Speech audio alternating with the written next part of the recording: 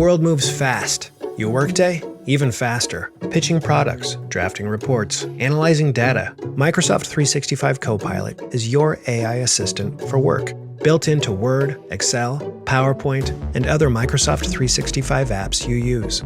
Helping you quickly write, analyze, create, and summarize. So you can cut through clutter and clear a path to your best work. Learn more at Microsoft.com/M365 Copilot. Your favorite local grocery stores like Kroger, Ralph's, Fred Meyer, and more are now delivering on Uber Eats. Get 40% off your order of fresh, quality ingredients. Whether you just got home to an empty fridge or suddenly got a craving to whip up something new, you can get everything you need delivered in as little as 25 minutes. Get 40% off your order with code Kroger2026. Plus, members get $0 delivery fees. Order now on Uber Eats. Orders of $30 or more save up to $25. Ends 4/30/26. See app for details. Zootopia 2 is coming home to Disney+. Let's go! Get ready for a new case. We're the greatest partners of all time! New friends. Scary the Snake. And your last name? The Snake. Dream Team. And new habitats. Zootopia has a secret reptile population. You can watch the record-breaking phenomenon at home. Disney's Zootopia 2, streaming March 11th on Disney+. Rated PG. And right now, you can get Disney Plus and Hulu for just $4.99 a month for 3 months with a special limited time offer. Ends March 24th. After 3 months, plan auto renews at $12.99 a month. Terms apply. It's really cool.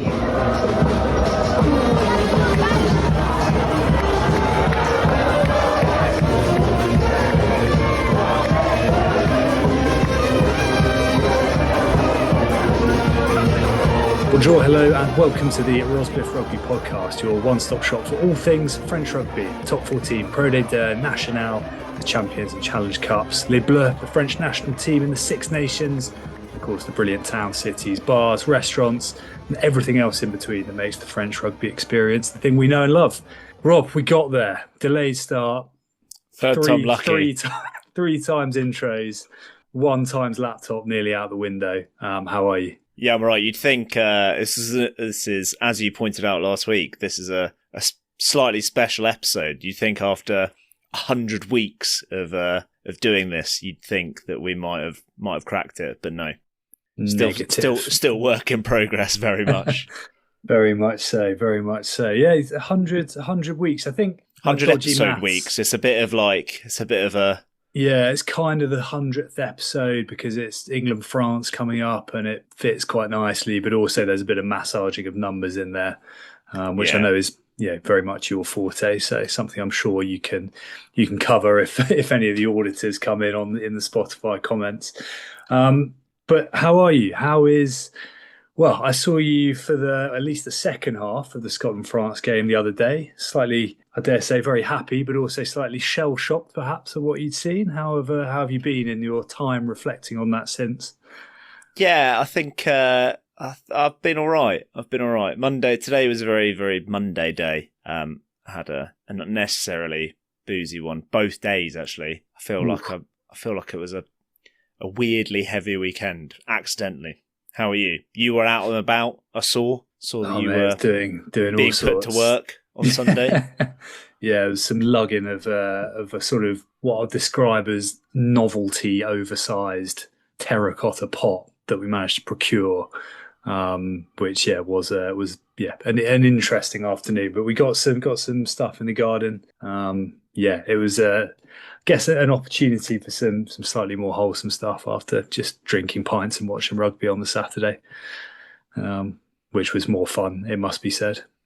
Yeah, I mean, we've got to talk about the weekend in general, haven't we, really? It was just a wild weekend of rugby. It was brilliant. I loved it. I loved the Friday night game, sort of imperfect, but a lot of fun, the Wales-Ireland matchup. See, Scotland-France was quite something, and then England just fell apart. It almost kind of covered all bases from utterly sublime to completely ridiculous. I really enjoyed everything I saw.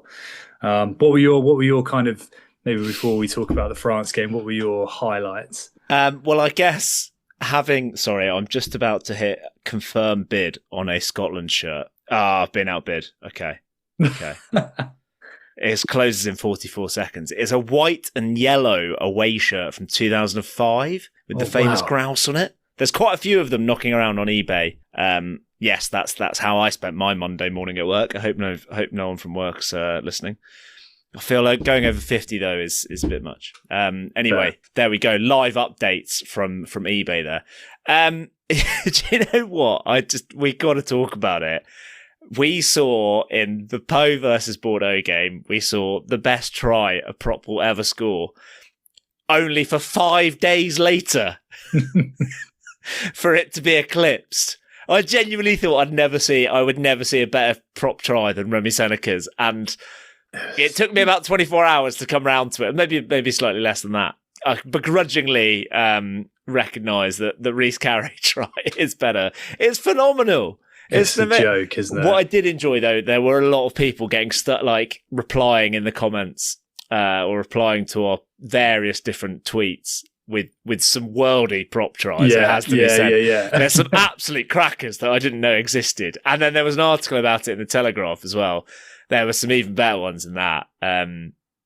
So fair play to Rhys Carey for stealing the crown of best prop try ever from Remy Seneca. The streets won't forget Remy Seneca's try, because it was glorious. It still remains glorious. It was beautiful. I'll give you that. Yeah, it was. That was my favourite thing of the weekend. I couldn't quite believe what I was seeing. It's that moment when you realise that no one's going to stop him. Like, there's no way Balakoon's going to get back to him. It's stunning work. The other thing that I hope it's not too raw for you, Richard, but do you know what the big takeaway is that for me for the weekend is that Toulouse really, really need another world-class centre, and thankfully for them, they've got Tommaso Menoncello on his way. What a player he is, and who's not going to play? Barassi? I don't know. I have no idea. I have absolutely no idea. Do you reckon they can maybe... I mean, like, you know how we've talked about how it was the international fullbacks what done it for Saracens, and then Toulouse with the Jaminet affair. Maybe shoving... I'm pretty sure that Saracens team had some pretty tasty centres, didn't it, at one point? And then it was, I don't know. It's just... it's remarkable, isn't it? I wonder if they can maybe get, Roman Ntamack maybe isn't the player he was, a bit injured. Could they have Mwanga, Finn Russell, Jalibert maybe? Just to maybe make Calvin sure... Gorge is going to have to shift to 10. Yeah, perhaps. Or Tony D is going to become a fly half, maybe. I don't know. Not ruling that out. It's just extraordinary. Yeah, he's some player, isn't he? There's an amazing comment by... I have to paraphrase it, but it was Nacho Brex. Basically, he came out with this outrageous statement that was like, God reached out and touched him and said, like, you are the man, or something, something along those lines, to basically try and explain the only reason he could be as good as he is, which is, it was very, very cool. The game though that obviously was sandwiched in there was, I think, undoubtedly probably the most entertaining, impressive, whatever you want to call it, an amazing Scottish performance, 50-40, which doesn't quite give the true reflection, I think, of how dominant. I actually watched this earlier during my lunch break on times 1.5 speed. Which is how was that possible? Quite handy. Good for sort of as a refresher. Not very good if you actually want to watch something. Quite difficult to track both Louis Bielbiere and Darcy Graham in times 1.5 speed. He sort of disappears off the screen momentarily. What a performance from Scotland first up. In your years as a Scotland fan, Rob, the one of the best, where does it rank? The one that really sticks with me is the draw at Twickenham, because it was just an outrageous game, and just watching a side fall apart, disintegrate in front of your eyes in the face of Scotland was that is a brilliant one. I'm trying to think. There can't be many better ones, I don't think. Certainly, I mean, we're a little bit desensitized to it now, but I think the Scotland, it would have been 2018 when we kind of first started this kind of hoodoo over England in the Calcutta Cup, with kind of Barkley and Watson to the fore, and England looking completely tired and done. I think some of those Calcutta Cup games have been, thrilling from Scotland. And, all the different times of all the Russell passes and Hugh Jones breaks and all that stuff. There have been brilliant ones in the past, but I think it's probably the best performance, isn't it? Like I have rewatched it and I've got a controversial opinion here, Richard. Go on. France didn't play badly at all. Yeah, I'm actually, as I say, I was watching it slightly in hyper speed, but the one thing I would, it's moments, isn't it? Which I think is really obvious to say in hindsight, but because of the score and of how incredibly clinical Scotland were, I think my memory of it was that it was just a wash with, they just dominated every facet, which also they did, and they defended superbly, but it wasn't a French calamity by any stretch. No. And obviously the key thing is they didn't have much ball, and there was a period maybe between 50 and 60 minutes where there was some really sloppy, where I think twice for sealing off and twice for taking the man beyond the ruck. Yeah, that stopped them. One dead of which is so soft. In quite good positions, and Scotland was just so ruthless with the possession they got from that.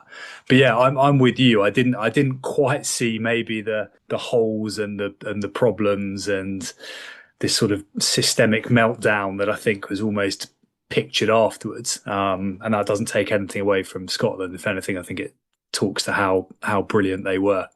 I think it is like. Back to your original question, I think Scotland just had the game of a lifetime almost. It was from another planet, some of their rugby, the pace of, because that's the thing, watching it live, and you're in the pub and you're kind of in the atmosphere, and it's oh, well, Moafana's just falling off tackles and Barassi shooting up out the line and all this stuff. It's kind of like, I've said it before when people go, defence optional. I don't know what else they could have done, because Scotland were just playing some unbelievable attacking rugby. I think maybe not falling for any of the looking of whatever Sione Tuipulotu does with his eyes that people think you need to kind of mark him when he's always going to pop it out the back. I don't know what's going on there, but other than that, and I'm sure he's doing all sorts, but I think there is stuff with his eyes. But yeah, I don't even the defensive misreads, as it were, they're pretty marginal. They are a matter of timing. Like the Tom Jordan try, there's Barassi just slightly starts to go out for the ball out the back, and at the latest possible minute they give the ball to Jordan, and it's pretty flat, that pass to go under the sticks. It's verging on forward, and it's just the timing of it all and the pace, and also the thing you notice is Tom Jordan's put the ball down and the front row are standing up. That's how quick it is. Everything was just so fast. Yeah, they've scored before the scrum is kind of dismantled. Scotland played with such frightening pace. Yeah, and they're just, I think as well, individuals are absolutely nailing, and you could see it in a couple of the finishes. It doesn't sound or look like much, but obviously the Ben White try, the speed, Moafana's literally facing the wrong way, trying to get back in the line, which I do. I do think he had a couple of moments that weren't his finest, maybe just down to a bit of game sharpness, and against that Scottish team, it didn't work out. The Darcy Graham finish off a loose ball, it's just so clinical. The Stain finish in the corner, the line is usually someone gets a bit more on him and he stumbles or whatever. It's just so the execution from Scotland was so perfect. And there were points that we saw, regardless of the last 15 minutes, when obviously kind of France came alive, when the game was dead, wasn't it? If we're being honest, there were patches, weren't there? Whether it be the tries in the first half, there was a little period where it looked like they started to stretch Scotland a little bit, and Meafu and Flamand were getting over the gain line quite nicely. But I think that was the bit where they kind of killed themselves. But yeah, it was. I think fundamentally, you kind of have to take your hat off and say Scotland were absolutely immense to a man. It was amazing to watch. The other thing, watching it back, and it's kind of you're looking for the errors, or looking for, oh, well, France weren't doing this or they weren't doing that. And I can't really find that much. Like they can't slow the ball. They don't try and slow the ball down really. And they didn't really have anyone trying to slow the ball down. Whether that would have helped at all, I have no idea, because some of the pace that, like the speed of ball that Scotland got and the way they were able to get on the front foot. Yeah. And I think that's the one thing. And I know that we've kind of had chats about the back row and whether it's doing the right role or whether it's got the balance right. That would be the one thing. It's like, could they have just tried to slow some ball down? The other thing I think that they could have done, because I thought he was amazing in the last 20 minutes, was bring Murrayfield on earlier. I thought Murrayfield was absolutely phenomenal in the last. He was banging, like, I think they might have given away like a penalty or two, but he was banging people in attack. He was getting over the gain line. He was offloading. He was absolutely everywhere. He was clearing out rucks. He had a genuinely brilliant 20 minutes. And if had it been level at the hour mark, which we thought it might be, he probably would have won man of the match, because he was the one that sparked a lot of the tries. And I just think, I think that kind of sums it up, is that like France just didn't have any ball. But what ball they did have, they actually did really, really well. Like, they played well. Like, Jalabert had loads of nice touches. Ramos was really good in attack. The LBRA did loads of things so well in attack. And they just had it was between 40 and 60 was where the game just completely went away from them. And you had two errors from Dupont, one of which happens. The second one where he's beyond his own line and he lobs it, like quarterbacks it forward, is bizarre. But I think a lot of the players played really well. It was just, I don't know. I kind of... Yeah, the two... I think the Dupont thing is interesting. I actually think the first one, he also gets caught in possession a bit. Yeah. Because you initially see it, you're like, that is a very, very odd pass. Like, there's not a lot on that. Just lobbed it on the floor. And then you obviously see that White gets him, and that's what kind of stunts it. The second one, I think, obviously, when you watch it, it's wild, and he scrambled because he throws it off totally the wrong hand. Like, it's never going to go backwards. But also, if it does go backwards, it's Louis Bielbiaré at 100 metres. Like, he's probably scoring a try. And they're 25 points down. So I'm not too concerned. I actually thought, I mean, they're big mistakes, right? But I actually thought, other than that, he was pretty good. He had quite a good game, yeah. Yeah. But I think the two things... I think even like Mofana has been... From what I can tell, he's the one that's borne quite a lot of the brunt of the criticism. He did loads of good things really well, even like in defence and in attack. He did loads of really nice stuff in attack. Like the try that Jegu scores, he's heavily involved in that. He's heavily involved in the breakout try that Dupont scores, that's with Atisogbe down the right, that kind of interplay. But he's the one that helps the breakout. I just think, I think... I can't remember the final stats, but they had kind of 29% of the ball in the first half, and with that 29% of the ball, they did quite a lot with it. Yeah. The two things also to sort of round off, and not to, again, none of this is to take away anything from Scotland. I think the one area that we spoke about a bit before, and there's been a little bit of an Achilles heel, is the sort of contestables and the high ball. And it's not that they're not sort of getting up for them, but I think what we've seen so far in the tournament is that even where they've maybe not claimed possession cleanly, they've been, whether it's luck, judgment, bit of both, they've been first to it. And they basically, whether it was in the air or on the ground afterwards, they basically lost pretty much every contestable and struggled to regain any possession from that. And, a lot of that's down to the likes of, obviously, Kyle Steyn being absolutely sublime at that. The second is a bit more of a kind of luck, and there are, I think I could probably count 4 at least, maybe 5 instances where I'd say the bounce of the ball up to this point in the tournament, and Martin Johnson mentioned it afterwards. Like, the perfect example against Italy is the one where Liner wins the contestable and it bounces straight to Dupont, who puts in that lovely kick. On this occasion, I think twice within the first 10 minutes, you got a ball drops to Louis Bielbiaré, goes to fly hack it, and you're like, if he kicks that 30 metres, it's a try. I know the try came from it in the end, but the little thread through for Atisogbe on that nice flat line from Jalabert takes a real like wicked bounce almost over his head. There was a chip and chase from Jalabert that went totally the wrong way. And I think there was one from which and if it, as well. Like he's inside his own 22, isn't he? There, and it like bounces over him, but 9 times out of 10 that goes straight to him, and he's gone. He's in behind Jalabert, so he's rapid, and he's probably going to have one of Atisogbe or BLBRA up in support with him, and they've probably just scored one of the tries of the tournament.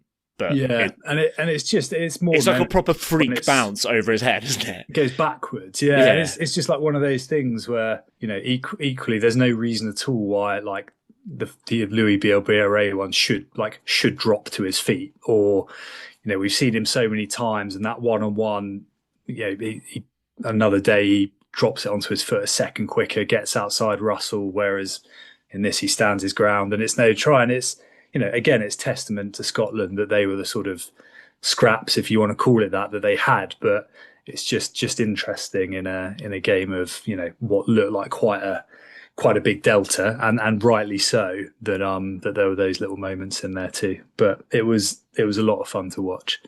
Yeah, well, obviously the Darcy Graham try, the first one, is literally bounced on the flag. It's quite a good read from Deporter, and it's. You mentioned the delta there, the difference between the two sides, or the gap. France have won the tournament with that in the last 15 minutes of that game. Discuss. Yeah, I mean, I can't really. I think, I think they have. I genuinely can't see a world in which they don't get a bonus point win against England at the Stade de France. Like, it's just not happening. I can potentially see a world in which Scotland win away at Dublin if they perform in the way they have done. But yeah, I mean, they have.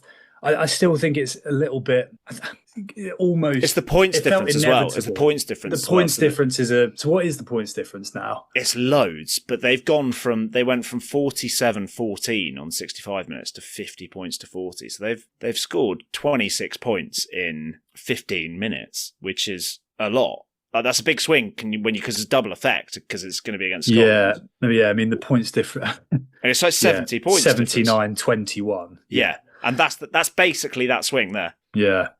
That's basically that. Like if it finishes 47-14, they're probably level on points difference. If not, Scotland might even be ahead. And obviously, with the bonus point. Like, yeah. They've won the tournament there in the last 15 minutes. I felt even with them down 47-14, the bonus point felt inevitable. Like, there's too much quality, and when all you've got to do is, I say all you've got to do, that sounds a bit unfair, but like what you've got to do is score 2 tries in 15 minutes with some of the best attacking players in the world. And frankly, at that point, it doesn't matter if you concede any more points. It felt it was always going to happen, but they did it in some style to finish off. The Dupont try is an absolute worldie, isn't it? Yeah, the one from with the Atisogbe down the right. Yeah, I think the Jegu one, I'd completely forgotten it. That is so good from so many players. Interplay is beautiful, isn't it? Yeah, it was. It was just wicked to watch the whole thing. Should we anything else, or should we take a little look ahead to the? Well, Jegu, let's go there. He actually had a pretty good game. Well, they all did, but he was. I don't know how Jalonche was in contention for man of the match. I thought that was he went bizarre. off as well, didn't he, on 50 with HIO? I would say of the 3 back rowers, again, I think Jegu was the best one. But what an idiot. Yeah, I don't think...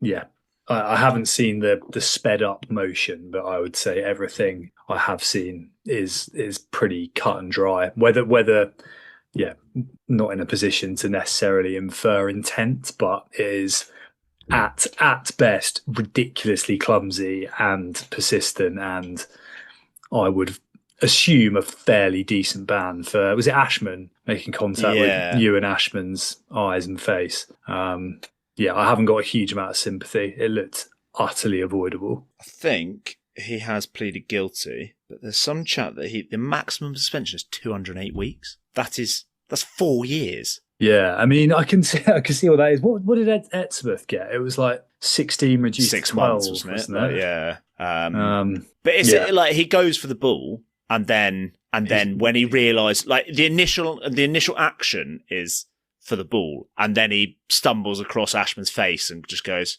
"Oh fuck it, I'm here now. I might as well have a little scrape." It's just so stupid. Yeah. He's like, miles away from the ball in the end. Yeah, He's obviously done some other stupid things in his career. Well, the arguably the more stupid one is getting done for coke. But yeah. It's stupid, but I don't know.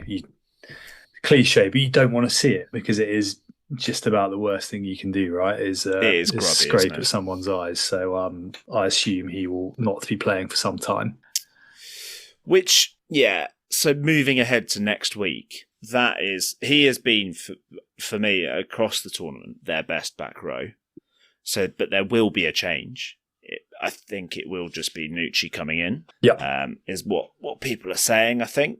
The other big headline news is Nicolas Deporter is not in the 42-man squad and is apparently season done because he needs an operation on his shoulder. Which is massive, both for France and in particular Bordeaux, with their Champions Cup in particular aspirations. That's a real shame because I just think he's been fantastic. Yeah. Other squad updates in the 42-man squad. Some curious ones, like Luku coming in for Legaric. I don't quite know what happened there. The replacement for Deporter is technically Axel Desperez, which nice like for like. Big ball carrying defensive leader at 13 versus a child at 10.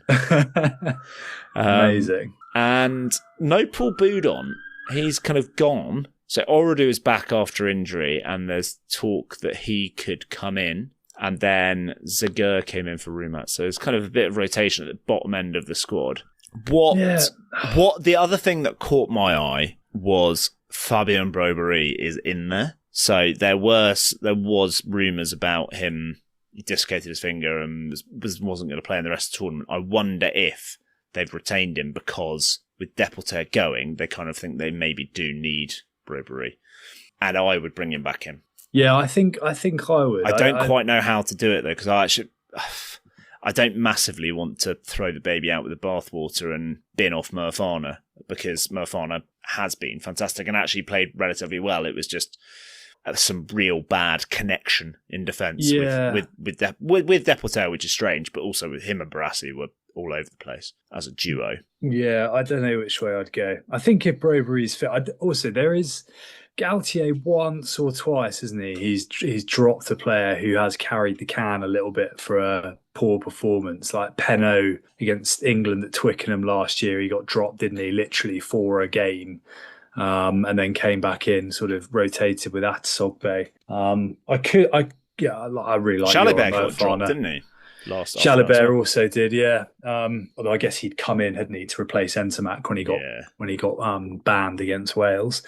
So I could see that happening. I could also see them just sticking with Murfana, Barassi, particularly if there's a little bit of not sure about Brobery and this dislocated finger, whatever it is. Tough ask on like someone quite young to play with a dodgy hand.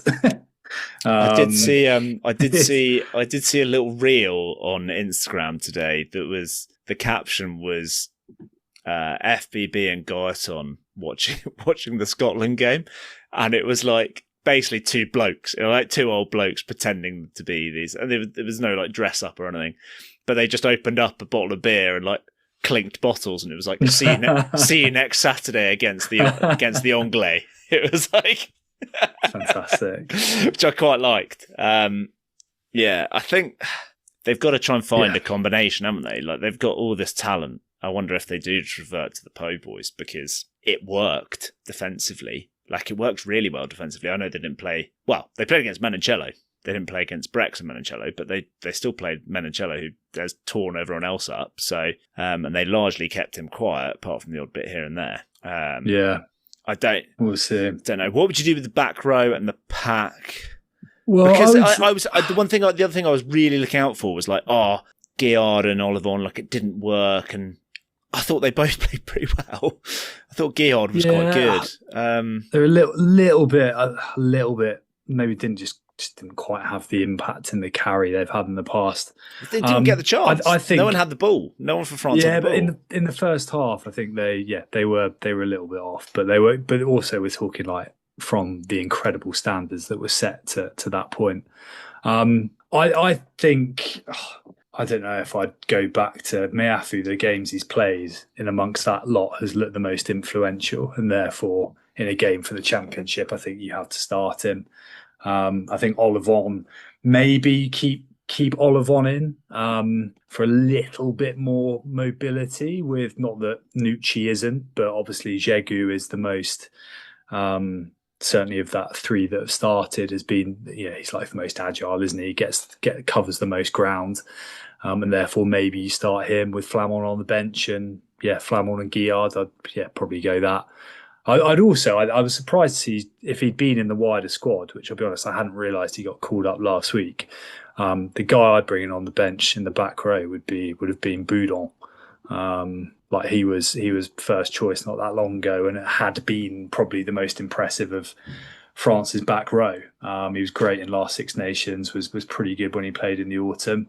So I'm a little bit surprised that he's not there. I definitely bring in Miafu, because you're back to the Italy issue of being against a clearly superior scrum, and Genge has been really, really good this Six Nations. So I think they need to shore up the tight head side, because old Dorian, not so old Dorian, but old Dorian was conceded a couple of penalties. I think there's a few marginal ones that perhaps went against him. Him and Sherman, there was some pretty grubby affair, wasn't it? Like there was some angles from both that you could see Gross and either Ray or Fagerson doing some normal scrummaging on the other side. Gross got done for like walking round, and I was like, I'm pretty sure that's Schumann just going straight across. Anyway, Jean-Baptiste Gross made 21 tackles in 51 minutes, which for a Lucé prop is phenomenal. Not bad for someone that good looking either. Yeah, I'd definitely bring in Miafu. I'd can Francois Cross. I think he's been really ineffectual. Who'd you bring in? I would go Nucci and Olivon in the back row, and then I'd move Jelonch to 6. Olivon becomes your 8. Nucci replaces Jegu. It's not going to happen. He's going to stick with Jelonch across, and then it will probably be one of Olivon or Nucci in for Jegu. But there we go. I don't think it's work. I don't think whatever they're doing is not working. They need. I mean, there's also a real good opportunity for them to pick apart England's line out, which has been bad. So if they do go Flamont, Miafu, and then Olivon in the back row as well, then you've got like 3 legit. Well, you've got Flamont and Olivon in the pack to potentially tear them apart at line-out time. I would be tempted to go for the post centres, but I think it will probably be Mofana and Barassi. Mm-hmm. Yeah. Okay. Well, looking forward to it. They will be wearing, of course, Le Crunch jersey. Not that I'll be watching, given my nightmare in the week of having my order cancelled. Which is one thing, but of course the outpouring of support on social media was fantastic. It was great to hear loads of people saying mine arrived today, and it was also particularly good to hear loads of people are now suddenly experts in e-commerce supply chain logistics. Or you should have ordered when they came out. It's like, cheers, pal. I did. I did see. Go on. Yeah. No. I was just going to say that whoever that Rugby Inside Line bloke is complete melt. Like, thanks for the advice. There's going to be more available in July. Don't know what for. Oof, that's quite a long wait, isn't it? Yeah. Height of summer, getting that heavyweight cotton jersey on, I might save my pennies. All right. How does this work? Can I literally buy one now? I mean, I don't really know. That's what I thought, mate. Don't get sucked in. Yeah. Don't get sucked in. Spend it on a new Scotland shirt if you've missed out, or a new old Scotland shirt if you've missed out on that one on eBay. Yeah, maybe. It's more the fact that I don't fit into the one that I've worn for years. I no longer fit into the one that I had when I was 12. Time has finally caught up with the 2003 famous grouse shirt. Yeah. Sad day. Right, okay, we'll park it there. We'll look forward to the crunch on Saturday night and maybe come back, a quick wrap up of everything else that's been going on, and then say farewell. All right, back in a sec.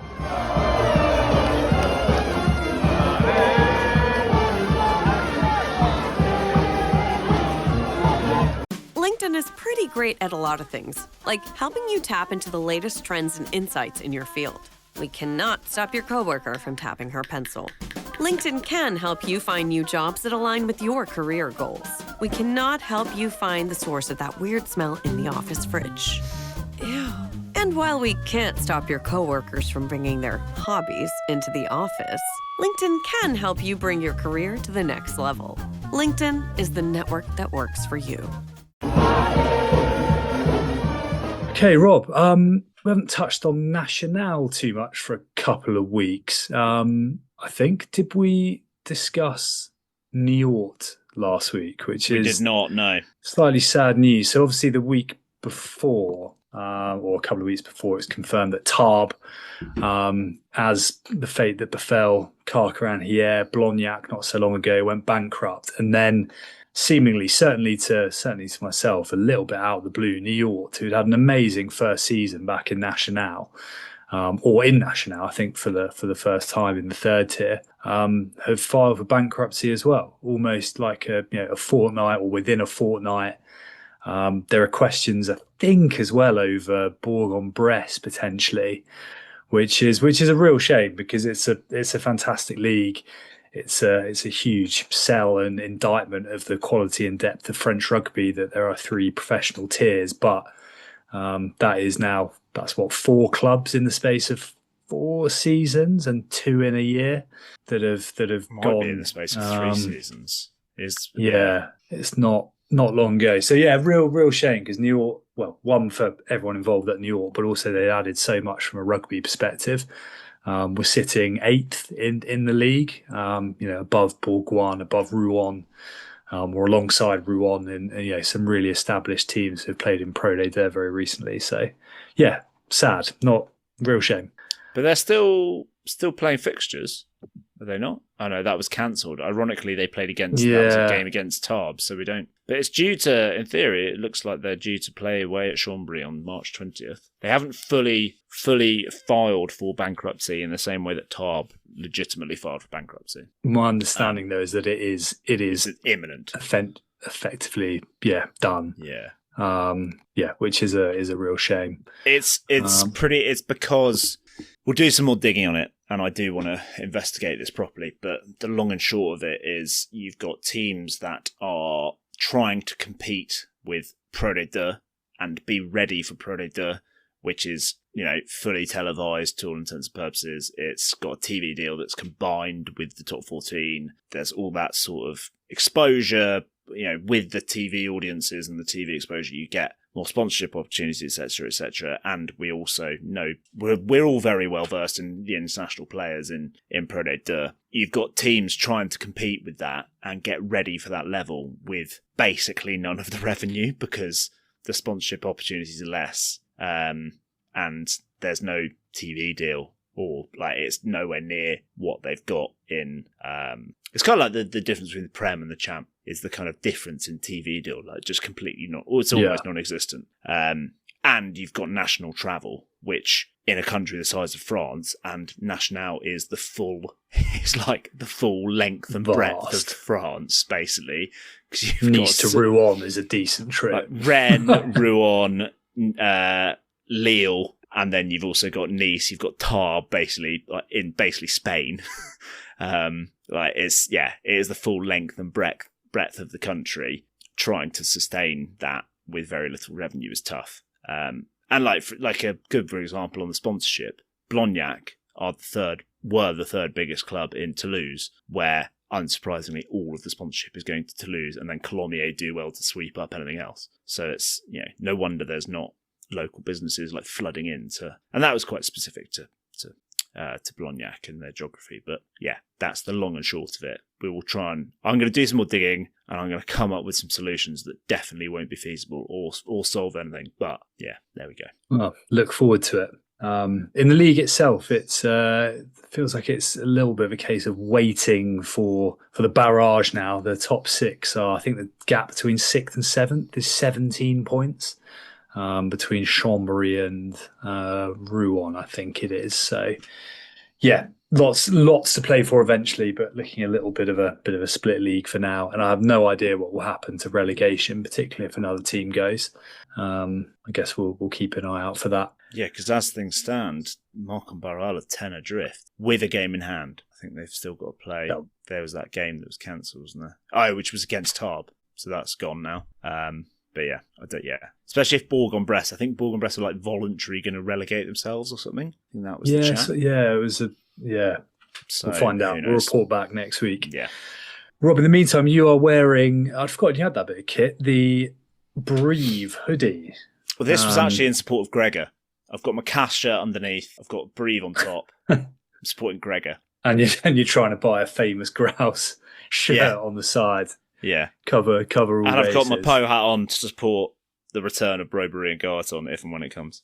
And all of you, maybe. Yeah, last Thursday, the FI UK game was Colomiers Brive. And Brive won away from home. 8 out of 8 for me. Win. I think between us, thing is, you'd have to back, I don't know, you'd have to, between us, we've had quite a good run, but that means nothing. Individually. Because, individually, like, we probably both had a shocker at some point. But yeah, I was 8 from 8 last week. Quite happy with that. That's the first time I've done that for a while. Massive win for Brive as well, who had Argennes, well, obviously still do have Argennes breathing down their neck, but hadn't won away since their first away game of the season at Dax back in September. And have gone to Colomiers and won pretty comfortably. I don't know if you caught much of it, but they looked excellent. Incredibly, the bits I saw, and I wasn't totally wedded to the whole game, I must admit. It was very much Brive are going to turn up and be massive and heavy and aggressive. And try and run them over. And that's exactly what they did from the bits I saw. No more so than, and I want to make sure I'm going to absolutely butcher his name, as I always do, no more so than Asayali Tuivuaka, who, when I first saw him get the ball in the second half, I was like, that prop is really quick down the wing. And I don't know if you've seen him bump Valentin Delpy, who fair play to him. Oh my God, it's like a car crash. Fair play to Delpy, like he gets straight back up and he does stop him, but he was on one. And not even an electrical fire underneath the main stand, which took the players off the pitch for about 20 minutes, could prevent a Brive win. So very impressive. 2 things on that. First of all, real mouthful on the left wingers, because you had Aseli Tuivuaka on one wing, but you had Angelo Tuatavuki on the other left wing on the Colomiers side. So that's tough. But the irony of the fire service being called in at Brive, but in a Brive game when the week before, I think it was, the match ball was delivered via hovercraft from the local fire service in Brive. So yeah, premonition from the Brive. Maybe they should have taken the hovercraft down to Colomiers. Sent the mascot in with a fire extinguisher straight off his hovercraft. Yeah, that was very cool. Interestingly, like we've said it a little bit, and it's certainly not to try and downplay any of Colomiers' achievements this year, but that's now 3 losses at home. Previously lost to Vannes a little while back. They lost to Provence at home. Brive should have lost to Oyonnax, were it not for a late Oyonnax meltdown. There's a little bit of I don't know if it's question mark, but perhaps against some of those bigger teams, bigger budget, can they live with it? They've been fantastic, but yeah, we'll see. Because I think it looks, that to me felt like if Brive, the way Brive have been this year, if they didn't win that game, even though they were mathematically in it, barrage was looking a bit tricky. But yeah, I don't know. I feel like they are. It was something. What's the word I'm looking for, Rob? Something slightly kind of fatalistic about it. Yeah. A bit ominous about the way they've done that to such a good side, having been so poor away from home all season. Good news if you're a Brie fan. But Colomiers are still in second because Provence, as I called, lost away at Biarritz. They've kind of returned to their away day blues. They don't like the Southwest. They lost to Dax and Biarritz in back-to-back away games. So, and neither with the bonus point. So, not a great result for Provence, which is quite strange. They did send a pretty weak, so it was a pretty ropey-looking side they did send. Whereas to Dax, they sent quite a good-looking side. They've lost, I think, 3 in a row, haven't they, Provence? Yeah. And they now, next game, it's in a few weeks, but their next game is against Colomiers, which might be instructive in terms of what else happens. Van away at Valence, again, incredible win on the road. Ruined. Home record busted. Van are now 17 points clear of second, which is they must have qualified, right? Not bad. It must have done. They have qualified. How many more points? They have qualified. No, they are 32 ahead of Agen in 7th, with a possible 35 to play for. Wow. If my maths is right. So if Agen and every team between Van and Agen somehow won 7 bonus point wins in a row and Van didn't pick up a single point, Van could, in theory, not make the barrage. Can you imagine the inquest into that? That would be high commission sort of. That would be superb. That would look like. Yeah, very impressive. The other thing that stands out, and we said it the week before, actually, the bottom of the table in the past has been a little bit of a damp squib, or maybe 1 or 2 on the final day. It's a hell of a lot more interesting than the top 14, isn't it? It certainly is. You've got 6 teams, 10 points separating them, all of which, in theory, could at the very least be dragged into an access match. And potentially more than that, which is, not great for them. But as a viewer, neutral on the side, it's a lot of fun. Nevers are 11th, so they are 10 points ahead of 16th and 5 ahead of Dax. So in theory, they've got 5. They're 5-point cushion, but they haven't won a game for 9 games. They've got 1 draw and 8 defeats in their last. No, sorry, 1 draw and 7 defeats in their last 8 games. And that draw was at home to Mont-de-Marsan, who previously had not done anything away from home and haven't done anything away from home since. It's remarkable. They did bin off some coaches this week, didn't they? Yes, I did see that. I can't remember exactly who went. I don't know if the head coach went. Basson, no, I don't think it was. I think it was a couple of the guys underneath him who, where they've been exited or they've been. No, it was the chairman or the president came out and said, "If I don't act now, then when," sort of thing, basically. Well, like Derek Carrere at Brive, who got moved into like the ticket office or whatever it was to see out his contract. All very nicely set up. We've got a couple of weeks off. Yeah, well deserved. Look forward to seeing. There's always some good time to be on Instagram. Some like niche holiday venues for the players before the last block. But very very well deserved.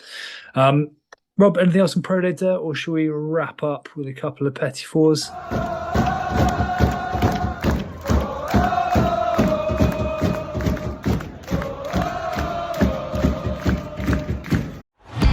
Find the biggest voices in sport on the Sports Social Podcast Network.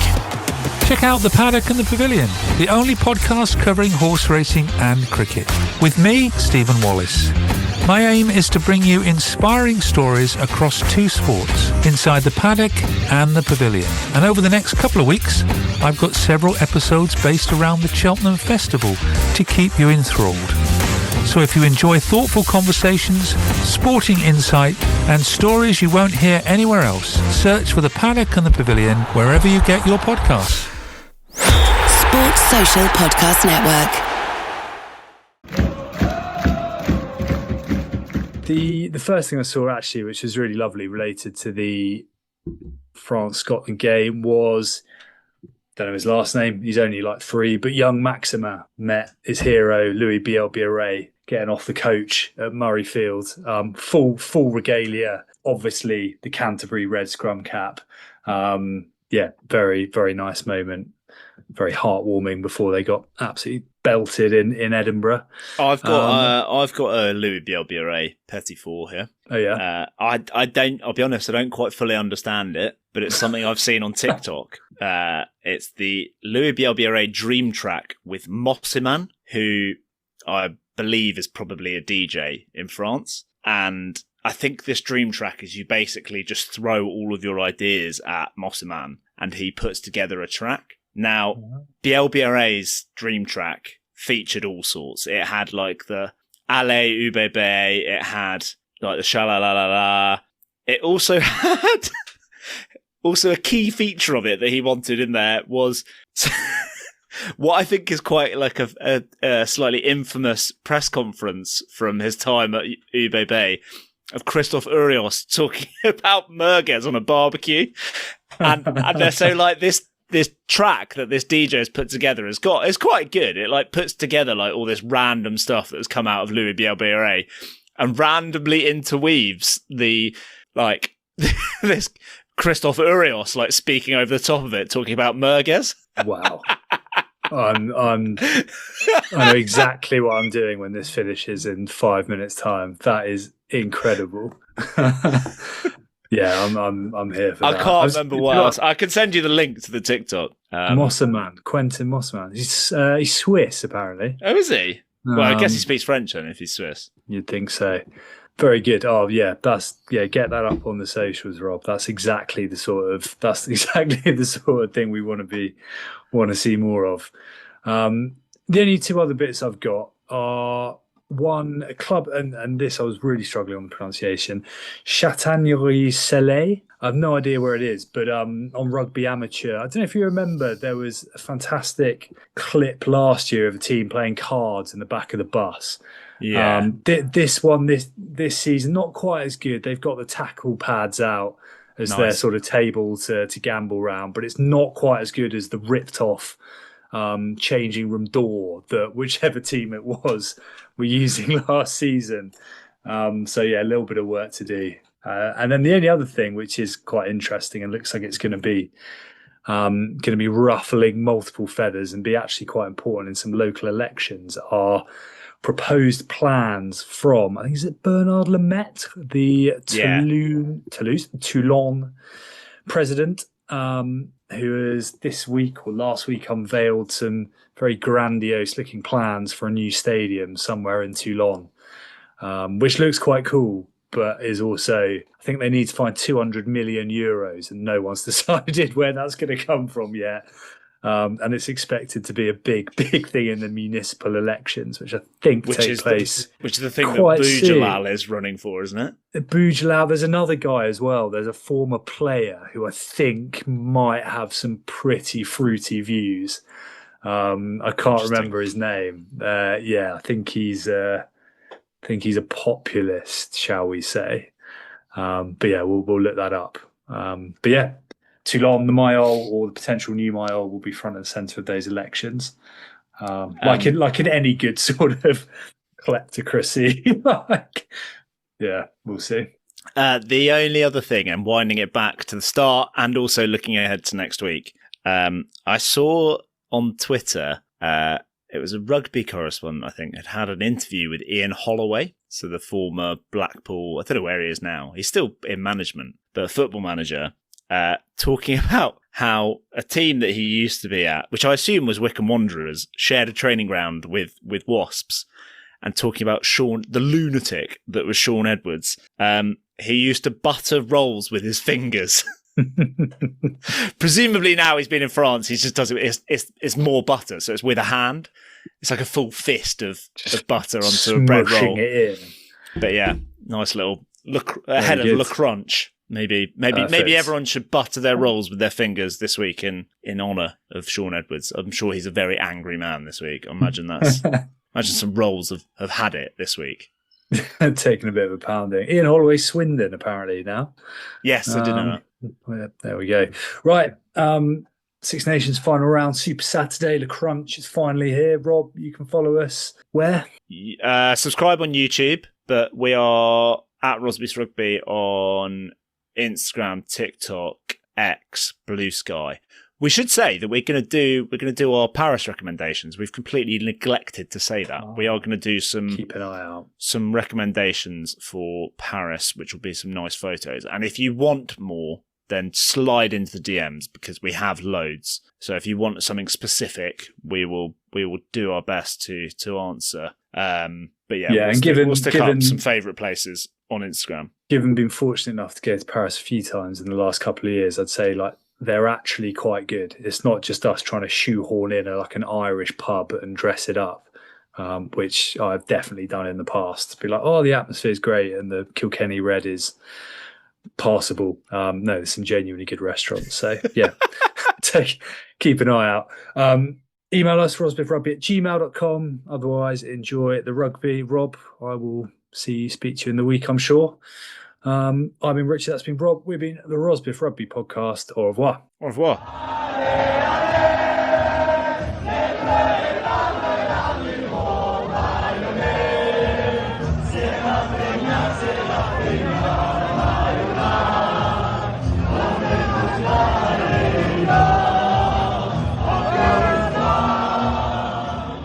At Sports Social Podcast Network, we know you love great sports podcasts. That is why you're listening to this show. But do you also make a great sports podcast? Sports Social Podcast Network has teamed up with the Charles Tyrwhitt Sports Book Awards to launch a brand new awards category, Sports Podcast of the Year. From sharp analysis to documentary storytelling to the biggest voices in sport, we're looking to honour the shows that shape conversation, connect with audiences and showcase creativity, storytelling and production. You have until March 31st to enter and full details can be found at sportsbookawards.com.